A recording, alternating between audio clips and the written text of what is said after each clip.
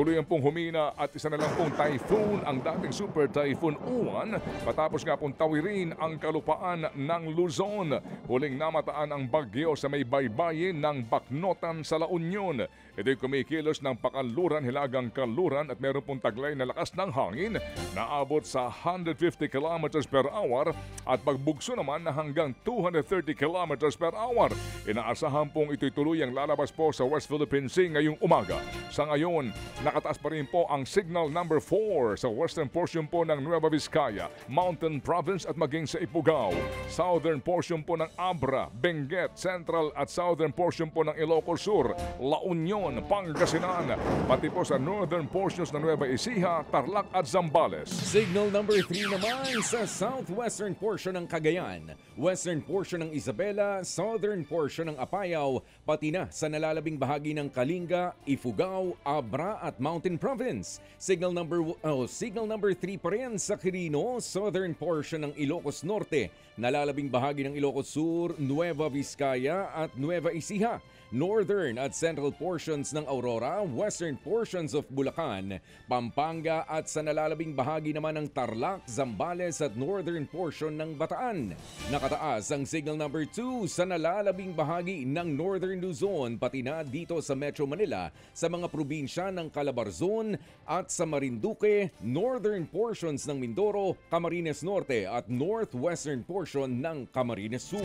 Signal number 1 po naman sa Batanes, Northern Palawan, Calamian at Cuyo Islands. Nalalabing bahagi po ng Camarines Sur, Albay, Sorsogon, Masbate at Romblon hanggang sa nalalabing bahagi po ng Mindoro, Samar, Iloilo, Capiz, Aklan, Antique at Caluya Island. Sa kaugnay namang balita mga kapatid, wala nang pasok sa malaking bahagi ng Luzon at Visayas dahil sa super bagyong Uwan. Suspendido na ang klase sa lahat ng antas hanggang bukas Martes sa NCR, Cordillera, Ilocos, Cagayan Valley at Central Luzon. Wala ring pasok sa Calabarzon, Mimaropa, Bicol, pati na sa Eastern, Western at Central Visayas maging sa Negros Island Region.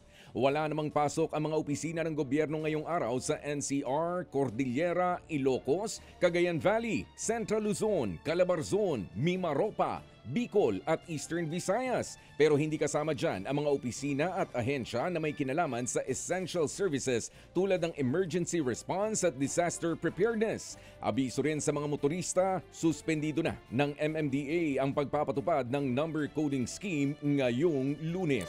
Dalawa po ang iniulat na namatay sa pananalasa ng bagyong Uwan. Namatay po ang 64 anyos na ginang sa Catbalogan City, Samar matapos niyang subukan umanong isalba ang kanyang mga alagang manok pero natabunan siya ng nawasak niyang bahay. Isa rin po ang naiulat na namatay matapos pong malunod naman sa baha sa Bicol Region. Pero ito po'y inaalam pa ng Office of Civil Defense.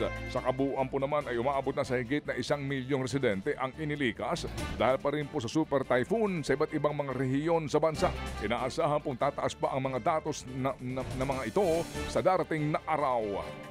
Sa kaugnay na balita, mismong Interior Department at Philippine National Police na ang nanguna sa mandatory evacuation sa mga high-risk na lugar na tatamaan ng super bagyong Uwan. Ayon sa DILG at PNP, may nilabas na silang guidelines kung papaanong palilikasin ang mga residente.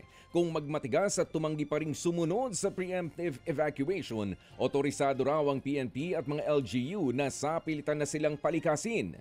Una nang sinabi ni Defense Secretary Gibo Chodoro kahapon na malaking problema ng mga otoridad ang mga residenteng ayaw lumikas. Paalaala ng kalihim na lalagay sa alanganin pati ang buhay ng mga rescuer kung lumala ang peligro tulad ng pagbaha bago sila magpa-rescue. Nagbabala rin si Chodoro na may pananagutan sa batas ang mga magmamatigas sa forced evacuation tuwing may sakuna. Alas 6:54 na po ang ating tamang oras ngayon. Panilawi po naman ng 1 taon ni Pangulong Marcos Jr. ang State of national calamity sa buong Pilipinas dahil pa rin po sa pinsalang iniwan ng bagyong Tino. Sa bisa po ng inilabas niyang Proclamation number 1077, inaatasan po ng Pangulong Marcos Jr. ang lahat ng government agencies na ituloy ang pagtugon at pamimigay po ng tulong sa mga sinalanta. Sa pinakahuling datos po ng Office of Civil Defense, umaabot na sa 224 ang patay sa bagyong Tino. Pinakamarami mga kapatid dito ay naitala po naman sa Cebu na umabot sa 158. Umabot po naman sa halos 160 million pesos ang pinsala ng bagyong Tino sa sektor ng agrikultura. Mga kapatid, brothers and sisters, saan ka pa? Dito na tayo sa totoo. Dito na tayo sa True FM. Mga kapatid, mag-subscribe and follow po kayo sa social media accounts ng True Network PH. Yan po kami. Hanapin nyo lang True Network PH, Facebook, Instagram, YouTube, TikTok, and podcast. Mapa Apple or Spotify man yan, mahahanap nyo kami. Lahat ng mga napapanood at napapakinggan nyo po sa programa, nasa social media accounts namin yan. So, paano mga kapatid? See you sa social media!